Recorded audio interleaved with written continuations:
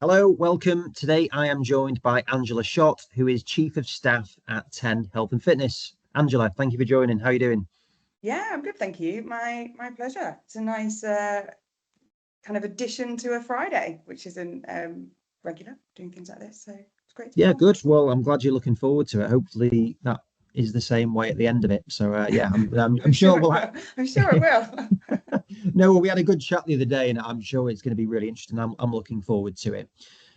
So I love your job title, and I've seen more of this Chief of Staff title come Yeah, about, and I normally associate it with like the American the White political House. things. Yeah, the White House, exactly. Yeah. So tell me about that role. Yeah, I think in my career, probably other than maybe a physio and then moving into like what we maybe call like mentor positions, every other role I've got hasn't been one that I've stepped into from someone else doing it. It's near enough been carved out. And this is a perfect example of that because either the way we're looking in 10 or our structure at 10 versus the maybe more common chief of roles like chief of operations, CEO. This role is very different. It's kind of works across the whole organization. It's very much about the operational project landing, working with all internal stakeholders across the organization and bringing people together, yet also about the visionary, the strategy, driving the business from a sort of diversification and growth perspective, bringing in kind of work and contractile elements. So we went back and forth on it quite a lot because I don't feel like my trajectory or role that I wanted to be in was like a COO role. I think I want to work more towards kind of a CEO, but our organization is still founder and owner led. Joe Matthews, who's our CEO, and this is a really great alignment for my skill set and what we need in the business at this time, which is exciting. Yeah, it's really exciting. So what do you see as the key things for to be successful in this role? What do you see those things being? Like key attributes, key skills. Yeah, like I suppose definitely key skills, and then also like for you to say I've been successful in this role. What do you what will that include? So that's the difficult question, right? Because as you move up through leadership and as you move up through organizations, or if you have your own businesses and they get bigger, your ability to directly measure your impact, in terms of operationally, gets to some degree less and less attached to just you as an individual with the hours that you're doing. So overarchingly, you could argue it's going to be the financial performance of the business. It's going to be, with your people measures and your client measures around like retention and secondary spend and all of these different elements. But the key really comes down to facilitating that through who else we have in the organization. So I'd also put it on measures like development and success of my team's careers and their progression, I think is a true measure of you being a good leader, as opposed to just, your objective kind of financial KPIs. Key project, landing, diversification, changing the way the business operates and what market it's in now versus what market it's in 2-3 years time. To Yeah, me, that's no, the no, difference from an operational role to a kind of chief of staff role. It's how you pull those levers and how you can identify what they are. no. I think that's really it's nice to hear that stuff because everything can be so financial driven on things. Yeah. You can look at it in those ways, KPIs, all objectives, all of this stuff, and it it's nice to have the focus on actually, well, yeah, to do that, you need to have a great culture, you need to have a great team that are motivated, and Yeah. that helps you move towards wherever you're going with it. So I'm certainly on that side of things of that qualitative side and trying to objectify how you can demonstrate those things because it's quite easy with numbers, isn't it? A lot of the time to say, right, well, that did that, we did that, we made that profit. Whereas this other stuff, I'm much more interested personally in that side. And it's nice. It sounds like you guys are, which is great to hear. Yeah. And I think it's even more important, not only just for yourself, right? But for the leaders that you're potentially managing or helping develop. Because each time you step up, and typically in healthcare, what you tend to find, and equally in fitness, is that people maybe become senior roles, leadership or management, because they're good at what they did as an individual. And they have those controllable metrics where they can say, oh, I can position myself here on maybe my client objective outcomes or my client retention or my, reviews and feedback. And as a result, we usually identify them to sort of say, oh, you could make other people good at what you do. So they get moved into a position of leadership. Very few get training or, the knowledge behind how other people have done this or how it works. And then all of a sudden, these metrics that they need to measure themselves against are involving other people's variables. And I think it's really hard when we talk about imposter syndrome, when we talk about, how people feel within management and leadership roles. It's very difficult for them to measure success because the top number is the top of Everest, and there's so many variables that will pull you down as you're trying to climb up that, including, political environments and changes to policies and people moving back home because family members have died. And a big challenge I resonate with over my managerial career is trying to find this self-worth and value in what your team are delivering on your behalf, so that you're not taking a lot of negativity from it or feeling like a failure because you can't get to that, objective KPI number, whatever it might be. So I think it's really important that we help younger managers understand this and, don't just pretend like everything's amazing, everything's fine, duck off a water's back. Because it's really hard if they've come from a very successful environment as a clinician to then not being able to instigate that. And what is there out there that does help with that? Well, good question. I think, in my career, I did a lot of I went through kind of like the CMI, the Chartered Management Institute, which I think is a fantastic organization. There's a lot of other organizations as well, but in terms of understanding more about the business side of things or leadership or behavior change side of things, they are great. So starting with maybe your level 5 as an introductory back into that type of education, but up to a level 7, which is more of a master's module. That's what I did for myself outside of the organization I was in, because I just felt, even after maybe 8 years of management and, managing significant contracts, delivering contracts, significant revenue volumes, and staff members opening up new clinics left, right, and center, I still felt like this physio, that shouldn't be at the table. Thank you so much for trusting me and giving me this other area or contract or space to be in. But, deep down, I'm just a physio. And when people would ask me, what do you do? I'd be like, oh, I'm a physio. And my wife would be like, she's not just a physio, by the way. She manages like hundreds of clinics and, hundreds of kind of contracts and clients and this and this. And I just, deep down, I never felt that I was good at that thing because no one had ever physically taught me. I'd learn a lot on the job.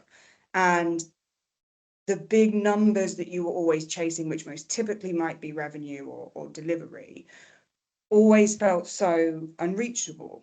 And there was no one that was there breaking down, but you've changed this, and this. So I went on and did, a level 7 with the CMI. That was very much kind of self-taught with borderline, kind of lectures alongside. And it helped me understand, theory and reasoning behind what I could put in place and do and take more ownership of that. But it wasn't until I did my master's as part of an apprenticeship that I was then in a space where it's all, self learning environment taught. And the apprenticeship means you have to bring everything back into the company that you're doing. So you have to put it into practice. And I think that was phenomenal because you're not just writing essays to get a mark, you're actually then living it. Wasn't until I did that and was surrounded by, however many other managers in different industries that I thought, oh my God, what I have learned on the job is actually phenomenal from exposure. Here's the theory to drop the penny into the slot and the method behind the madness. And now I can dial up that fire. So either if people want to do it externally, that's a phenomenal route. I appreciate that's a very much educative route. However, it's then down to people to educate internally. Like, you can't just put people in management roles and be like, good job, off you go. And that's a lot of what I do in 10, is that internal education on a variety of topics and Yeah, yeah. subjects. It's I think it is an interesting one. It's because I was looking at doing a master's a few years ago, and it's like I don't actually like that format of learning. I didn't particularly Mm. enjoy that piece of it. I'm much more of a practical, hands-on, get involved with it. So I think the apprentice route is a really good and interesting one. I think it's more ingrained and tangible that you're actually doing the stuff. You're not just learning the academic piece of it. You're actually doing it, and I'm a big believer in that piece of it. So, like for you then, because we're kind of jumping around a little bit, but when you were working at when were you at Ascenti from Physio World? So yeah, I was at Physio World, as it was known, which somewhere around my house and some other people's houses that I know, you'll still find some Physio World branded content around the place. It's a bit of a relic.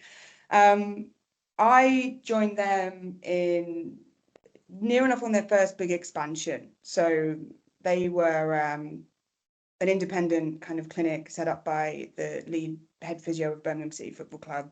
Phenomenal business plan that he'd made, and really exploding that big private practice component. I remember it was, just after kind of university for me, a bit after university. And I remember at university, private physio wasn't a bit as big as it is now. People were maybe doing it in afternoons or in evenings after clinic, or in smaller studios. It was not this big nationwide opportunity that we have as physios now to work in that space.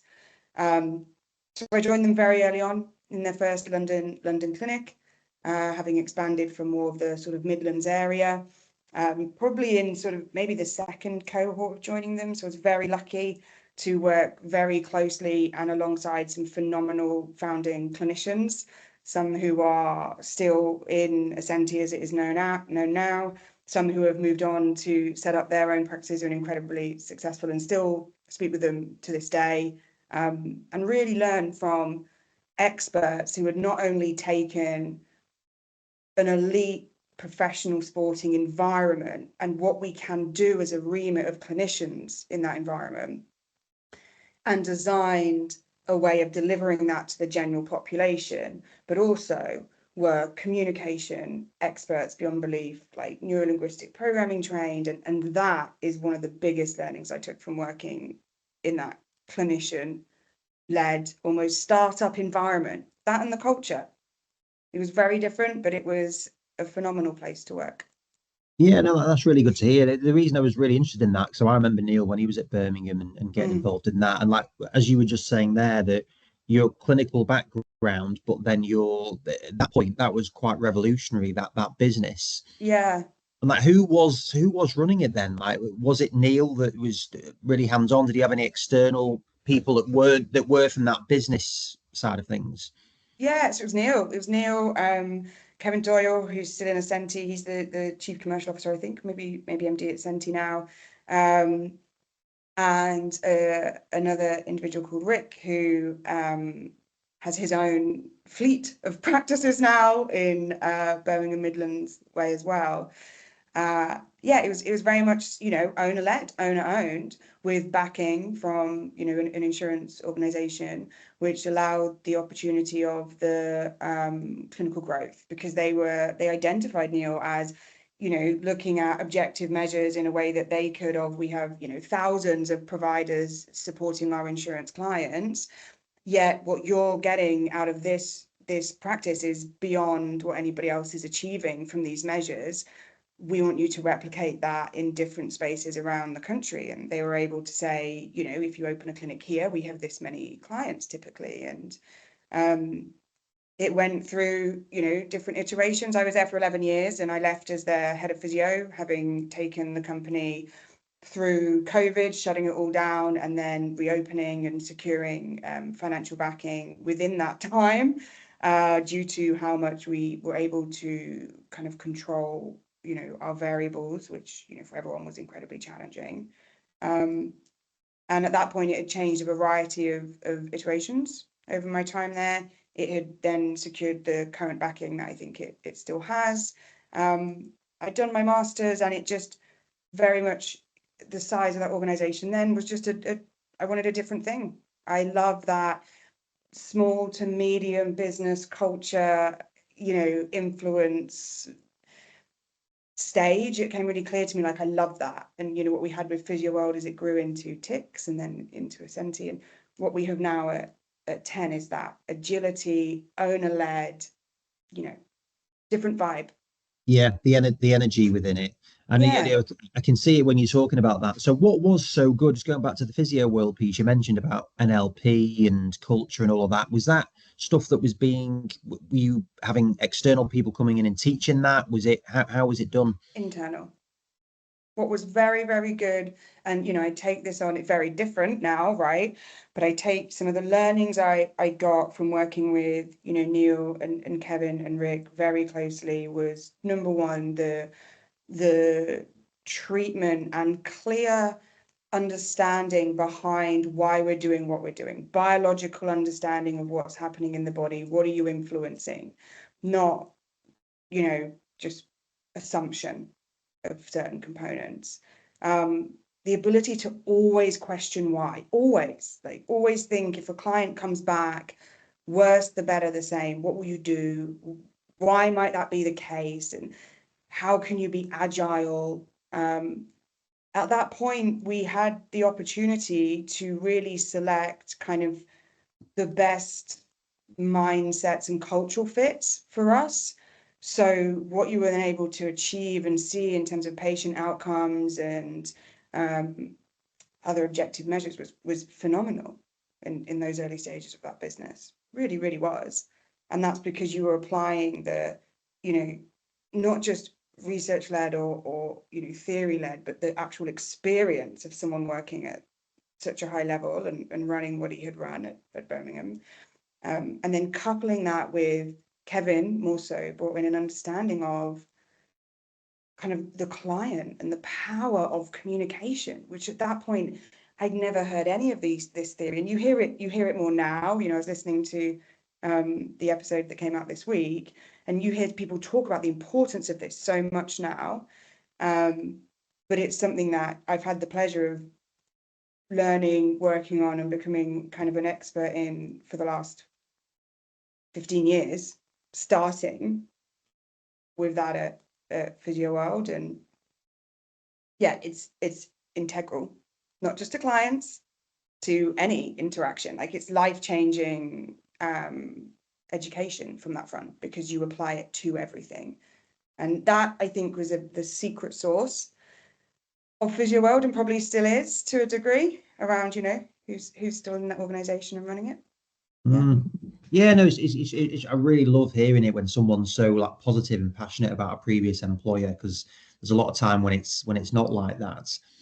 And then just for you then, so going back, what made you want to get into this industry in the first place? Like, how did you end up doing this? So I lived abroad a lot when I was younger with my dad's job. He traveled, so I lived in Africa for most of my life up until sort of 18.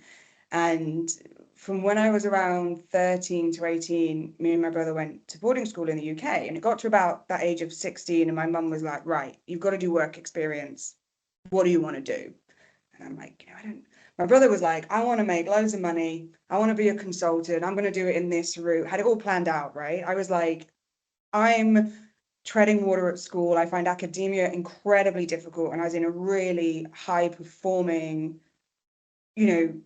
boarding private education school, which made it even more difficult for me. It turns out now that I have ADHD, I've been diagnosed with that, and it was very clear from an early age. But school was very hard. Mum was like, what do you want? I was like, I don't know. I like sport, really good at burning energy and running around like that. I also like biology. Like, I really love the body, but I don't like the idea of like, you know, blood and this kind of thing. So I don't think I want to be a doctor. I don't think I want to go down that route. And she was like, well, have you ever thought about physio? And I was like, no, don't even know what that is. We lived in South Africa at the time, and this is pretty lucky, Andy, but she was like, okay, cool, you're coming over in whatever time for half term. I'll organize some work experience for you because you need to get it on to go to uni, to have on, you know, the CV. I was like, okay. I managed to go to the leading kind of physiotherapy institute in Pretoria, which is where I lived at the time, the 2 weeks before the Olympics. So all of the South African Olympic athletes were there. And it was near enough like actually what 10 is now. So it was, you know, you've got your whole treatment space upstairs. It was kind of a mix between 10 and NHS, right? All open, curtains.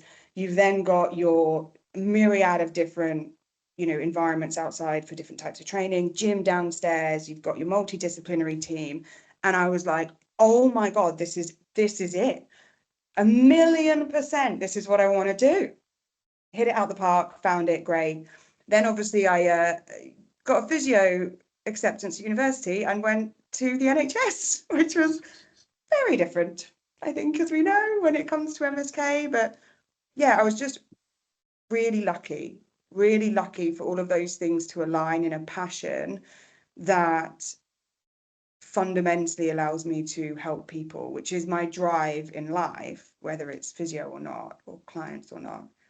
I was very lucky. I think my mum was very astute and attuned to maybe what I would enjoy, and I'm glad she suggested it. So how did you get that placement?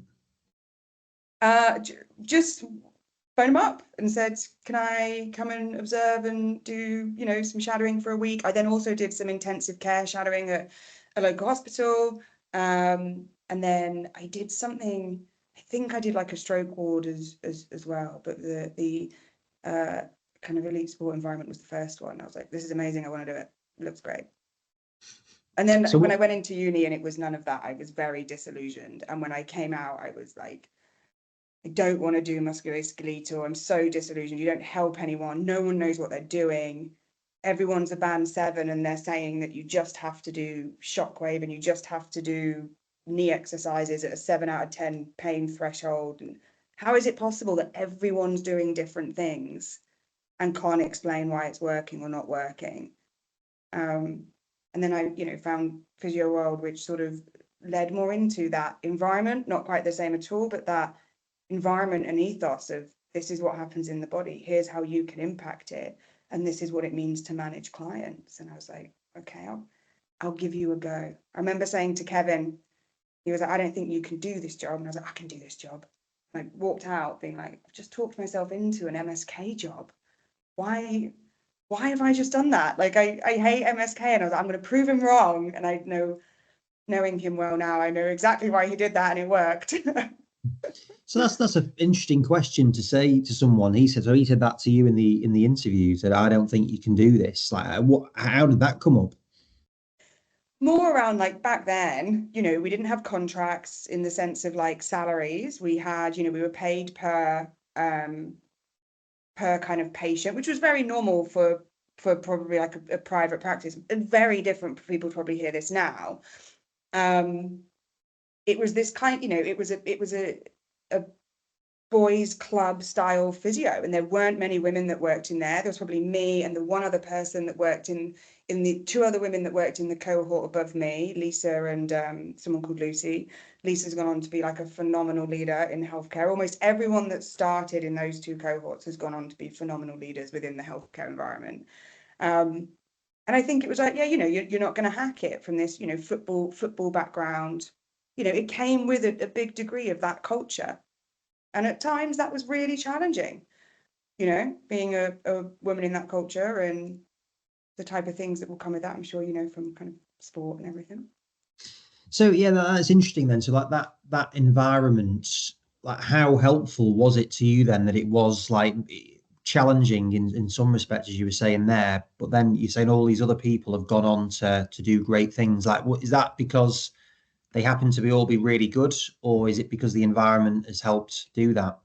I think we definitively got, and you get this in smaller businesses, you know, you attract like attracts like. So we got a culture of people that could work very well in that environment. And the exposure we got with the expansion that Physio World had allowed you to cross over into a myriad of roles, whether it's HR knowledge, finance knowledge, governance knowledge, you know, on top of all of your clinical component, people management. I don't think people realize that being at an organization at that stage and going through probably those 5 to 7 years, you know, contract negotiation, you are exposed to things that if you step into a fully formed role that's nicely set out on a ladder, you wouldn't be exposed to necessarily. And when I did my master's, it became so evident the level of knowledge that I had across business acumen, commerciality, you know, running different sectors of a business. And I think that's what really facilitates me into the chief of staff role and anything along those lines is because of working in that startup. We've got to get it. You've got a good skill set. Let's develop that. You know, it's ruthless at times, but for those that thrived in that environment, it worked phenomenally. Yeah, how was it ruthless? I think because the culture that was created was so specific, you know, in terms of whether that's the clinical way that, you know, what Neil had developed around his clinical strategy and how that would be rolled out. You know, they were probably the first organization that I'd ever come across that had such a clear onboarding. Do you know what I mean? Like, here's what we will teach you, here's what you will learn, theory around everything, but it was, you know, you will learn our way of doing things. And it was coming from a football background, very, very direct. And I think if that wasn't your way of learning, it's really hard to come out of university if you're someone that feels that you've maybe found all of your answers in that university environment. You maybe feel really grounded that you are a great clinician at that time. I didn't, so it fitted me really well. I came out of university feeling very lost, like no one had given me clear answers. What am I going to do with a client? I want someone to give me some direction. And if you think about, you know, learning styles, and I do a lot of teaching around like Hershey and Blanchard situational leadership in our business. And it's that very directive learning style, which if you're stepping into your first job after uni thinking, I'm good, I'm a really good physio now, I know what I want to do, just let me do it. It wasn't that environment. So for some people that would be very challenged, and, you know, for any evidence, you can say, well, here's a piece of evidence that says that I should do the opposite. And okay, but also here's a piece of evidence that says that you should do this. And why wouldn't you trust to some degree the experience of also the people behind you and, you know, try it and see what you can deliver? If you were really resistant to that, I think it was a really hard space to be in. But it didn't happen a lot. The retention was phenomenal because of the specifics that they put on culture and values, recruiting to culture and values, which I still think people do today. But I honestly think the growth they made in those first 2, 3, 4 cohorts of being able to find people that were so good at fitting that culture and values meant that the efficiency and success that we achieved was really high. Yeah, I think it's interesting because it was quite a revolutionary time and period with that institution. And then I guess the other alternative mainly was NHS, wasn't it? And that you're coming out of it feeling lost. So what was it like? What was it that was making you feel like that? And then also, did you at any point think, actually, this isn't for me? Because 3 years is a long time to go through something and think, I'm not enjoying this.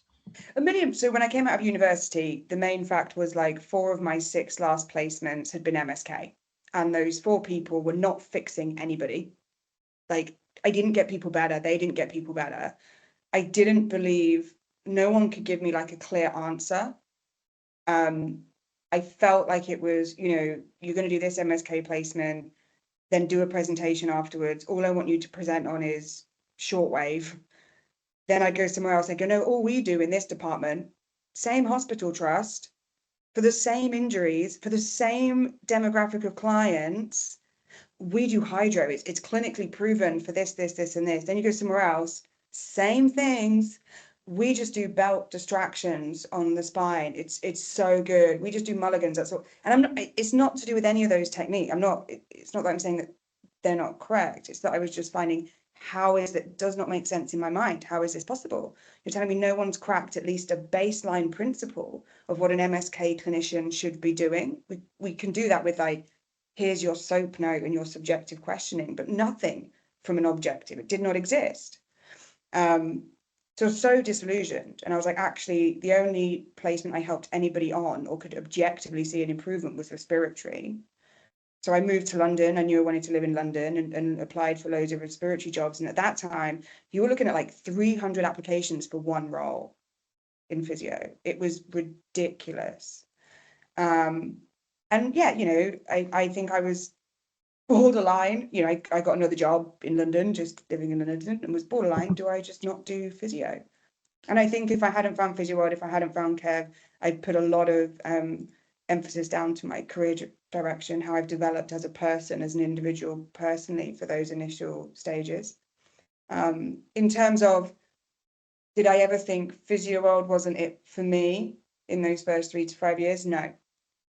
It was such a match to my culture and what I wanted, which was tell me what to do and then let me do it, and then let's celebrate it and let's review it, and that startup element of where else should we go. And the management team we built was just so aligned with culture and values, and I think that's what makes me a transformational leader and where I am now. That is what drives me. I know that any organization I work on, I have to be aligned with purpose, mission, values, because I will inspire, lead, transform your organization with those things at my heart. As soon as I'm not aligned with those, it's really impossible for me to do my job and be in that space. It's detrimental to my well-being and kind of mental well-being to be in a space where I either feel, and this is very much probably ADHD led now I know more about it, I either feel a mismatch between what you are telling me your business is and how you're acting, or that at this time, because businesses grow and change, that it's just, it's not a match for me anymore. I want the thrive of that small to medium growth, nothing is impossible environment. Yeah. Yeah, no, I know exactly what you talk when you got that feeling in you. It's just like, I just do not feel nice with this. It doesn't feel right for me. You can't be yourself, and I can definitely empathize with that piece. And that makes a lot more sense for me as to why you went for that. And like you were saying before, like attracts like, and that environment would be disillusional for a lot of people. But a lot of people would probably be fine just going in and doing what they're doing. That's what we do. This is the way it's been done. So we just go in and do that. Whereas you and the other people that went in, it's quite interesting that it will attract probably those personality types that have gone on to do good because they were looking to do more. They wanted to do something else. That was all a springboard. And even as it progressed, it didn't stay that same sense. It wasn't this like, you come in, you do this, you leave. It wasn't that. It was, there was way more behind it. But people who wanted to know answers and be pushed to ask why and understand, variables above and beyond just servicing people. Like, oh, they've come in with an ankle injury, I'm just going to give them this because I've seen it. Something on TikTok that just says, do this 3 exercises for ankles, just do those, be a great clinician. And it really wasn't, as I think Physio World got a bad name for being like cookie cutter, and it really, really wasn't. It was cookie cutter if that's the only way you wanted to look at it. But actually, the culture was, you can be anything. Show us what you can do, and let's grow this together.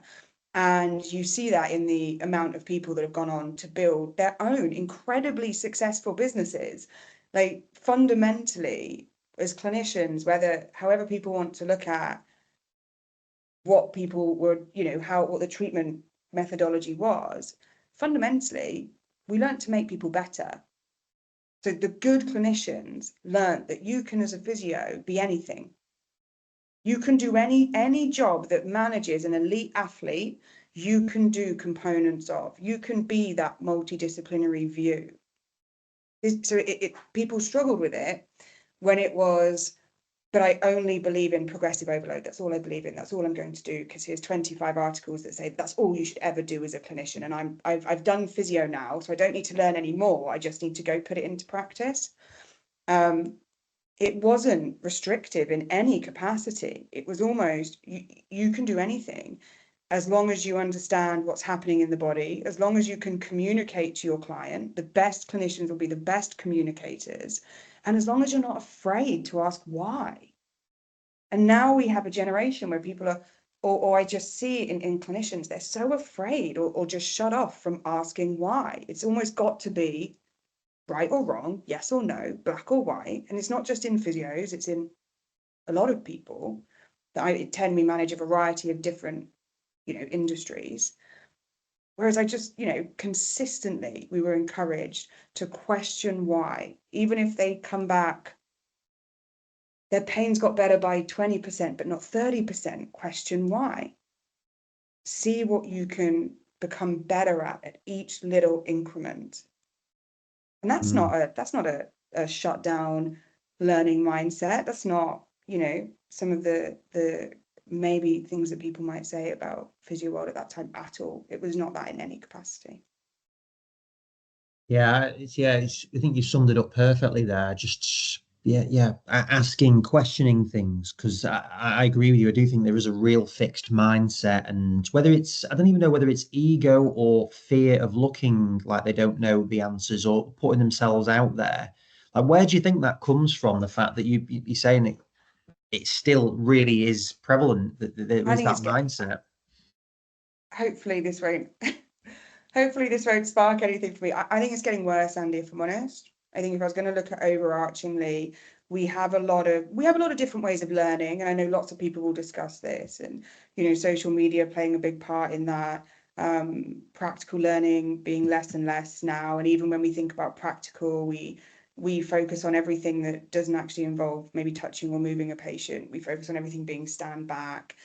Going back 10 years, there were reports of I had people coming into me having done physio masters at leading universities in London, saying that they were actively being told not to touch people because it makes clients dependent on you, because it is an NHS-led course.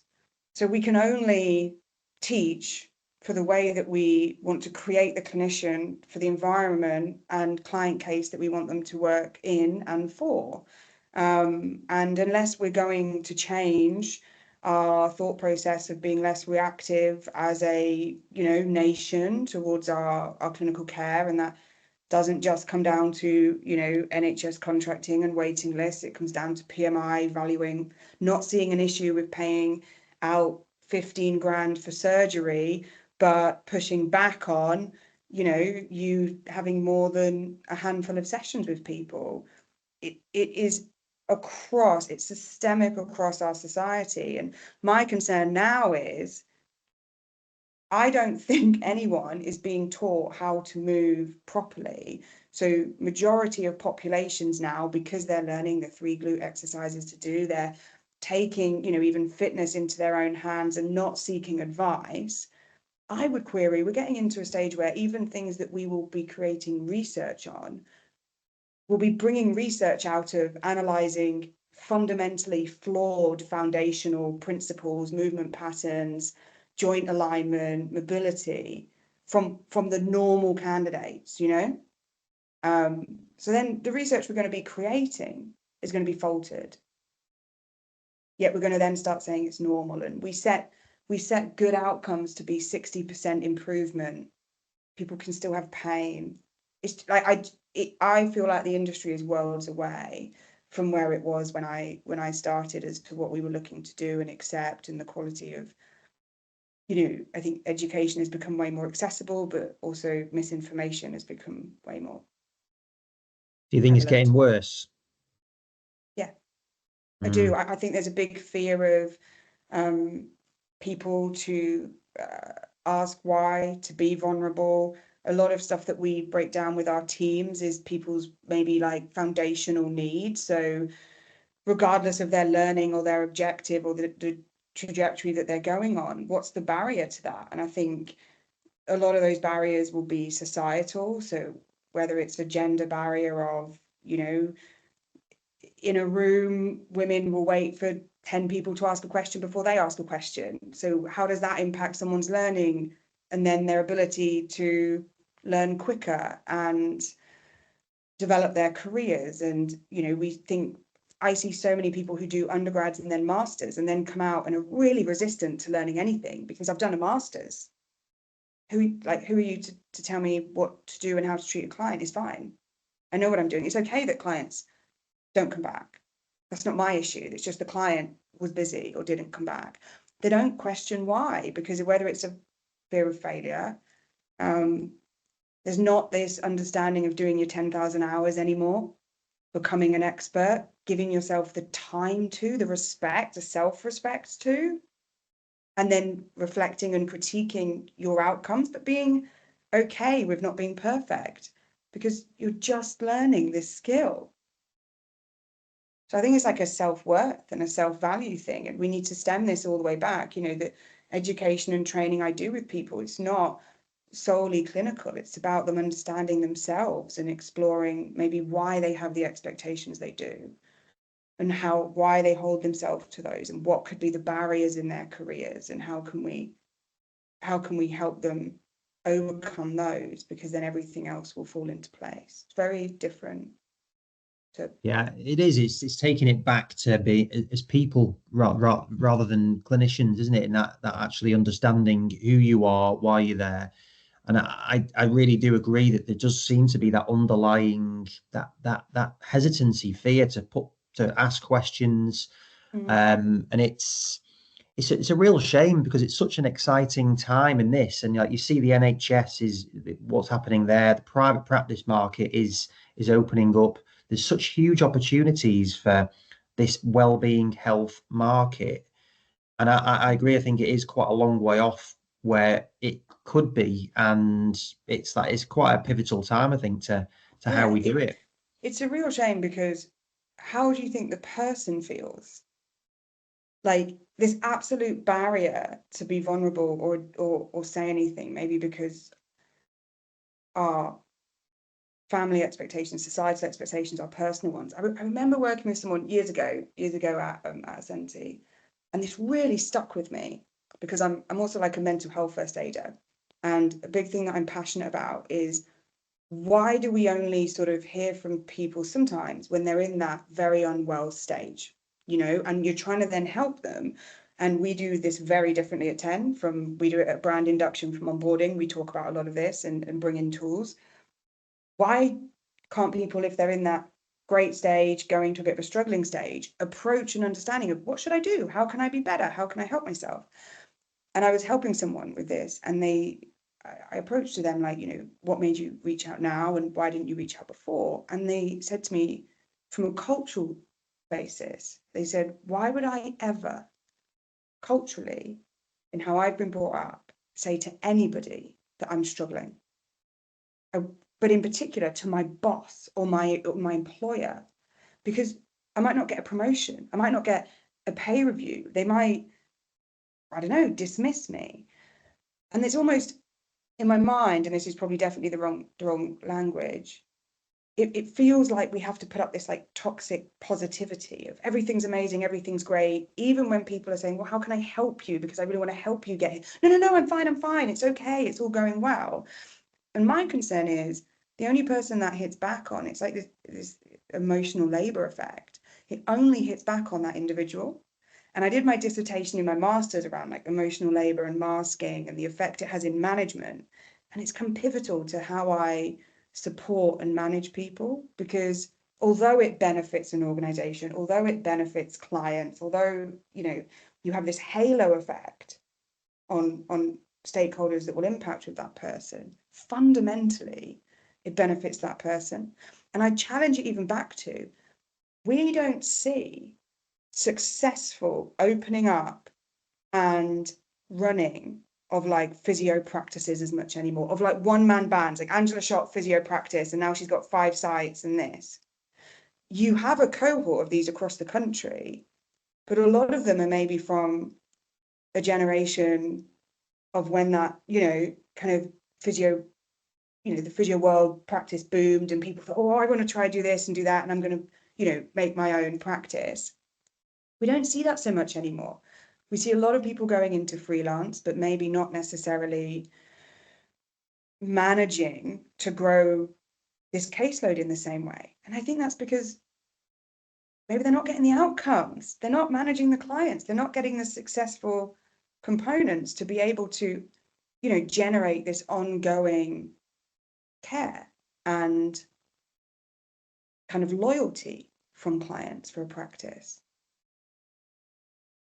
Yeah, no, it's a big topic. Like, how are you in your role? You're in a great position to impact this within 10.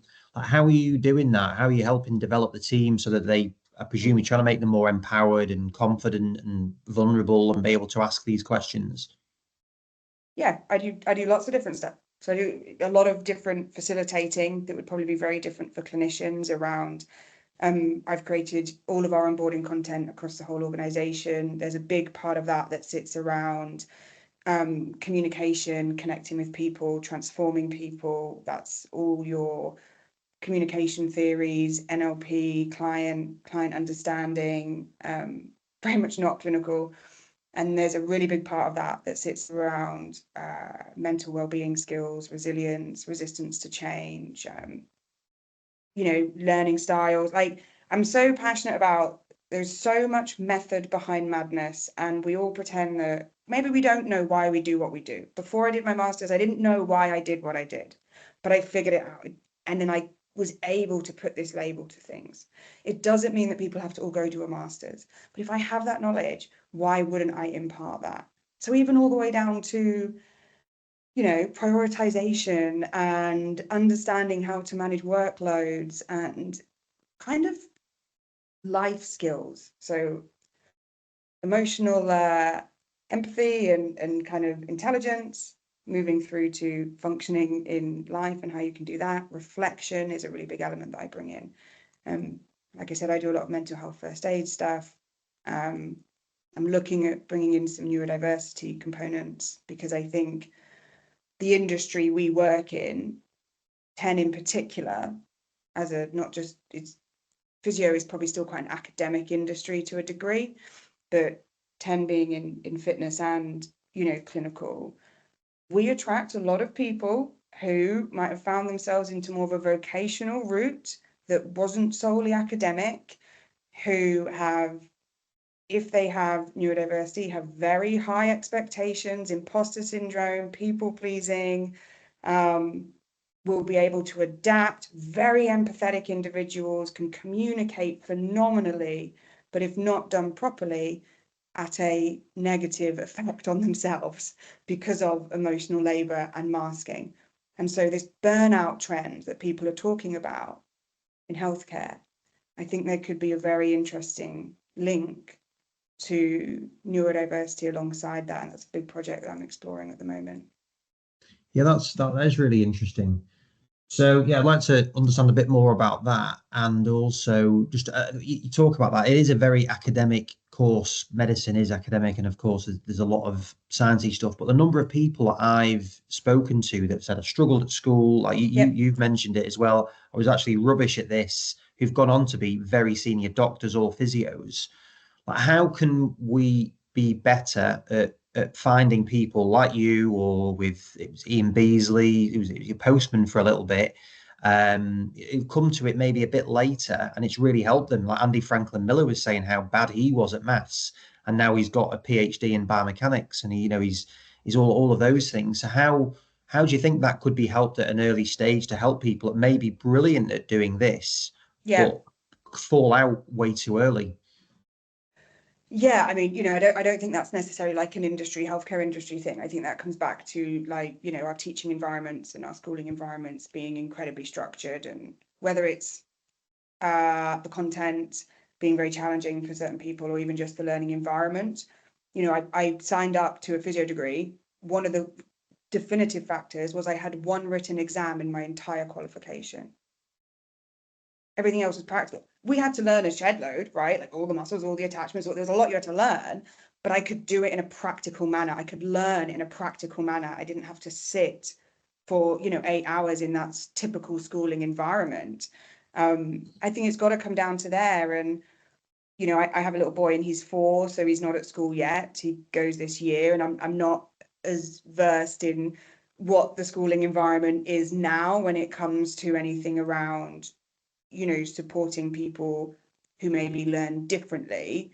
But I think it needs to be big, significant change. And the way I would look at it, raising my son, is currently, sadly, it is a game that we have to play. How can I help you outside of that, hack the system if he needed any, additional support or ways of working things? And it just depends understanding the individuals, because with neurodiversity in particular, the positives of that skill set is phenomenal. And when you think about CEOs, business founders, there's going to be a lot of stuff in there that means the traits that they have that hold them back in a one-size-fits-all society are the traits that will make them flourish when they're removed from that society.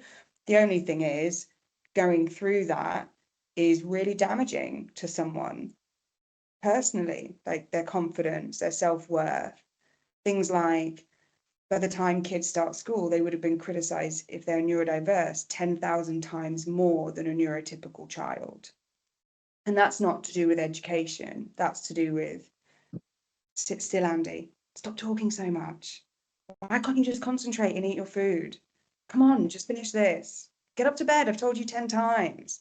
That's relentless. So the self-worth component that we could also be seeing in an industry that I would strongly think attracts more empathetic, physically led, and might have a higher, percentage of neurodiverse individuals. We all talk about how, physios in particular need to know their worth, and it's not selling, and it's not this, but that could be stemming from something completely different. Not just that they don't value the treatment that they do. It could be stemming from that they've been told that their worth isn't great and they don't value themselves.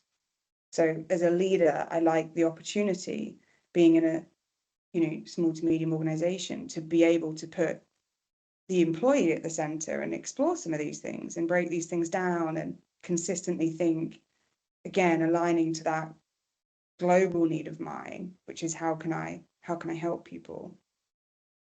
I think it unlocks. You could then have the halo effect, and I've seen it.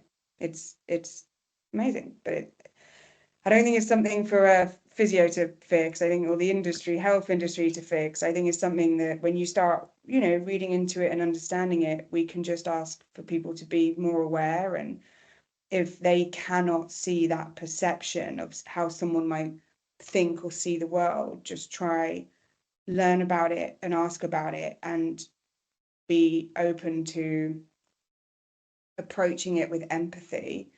And if someone says, I have imposter syndrome and they're maybe neurodiverse, that might be felt very differently to someone who's more neurotypical and still resonates the same language and feeling.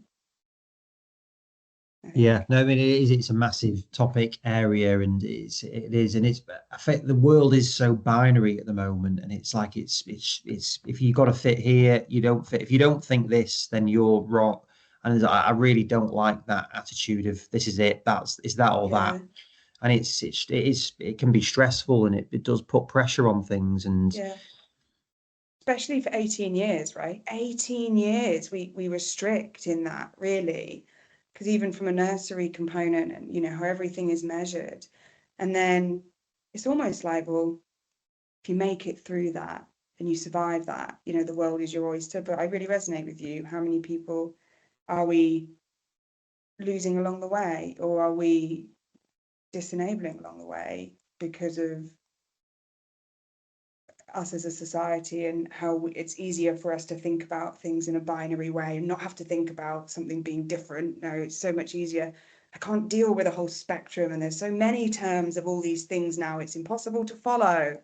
Is that not just us doing a disjustice to society? Because maybe it brings us back, Andy, we can't be bothered to ask why. We've learned genders, we've learned brain function, we've learned where people should be. We don't need to learn it again. It's been the same forever. That's not an environment I want to work in personally. Yeah. No, it's really interesting. And that, so I normally ask this is what would your advice be for someone, say, starting out or in that? But I think for you, I think it'd be interesting. What would your advice be for people that are leaders in healthcare? Like how can we look at this?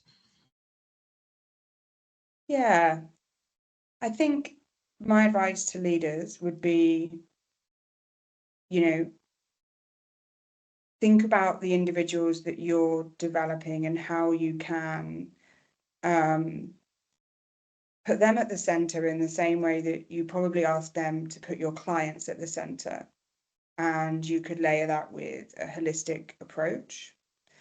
It's not just about the skill they have and the business need that you have. Try truly think about how we can evolve our approach to people management and to culture, because it's changing and we know more, and bring in and work collaboratively with others. I feel like that's really lacking in our industry at the moment. I think it's easy for us to work to these binary components of, yes, culture, I need to do that. So this is what culture is, I'll just do this. And I've been doing that in my business for 10 years, so I'll keep doing it. Jo, our founder, I am incredibly lucky to work under her.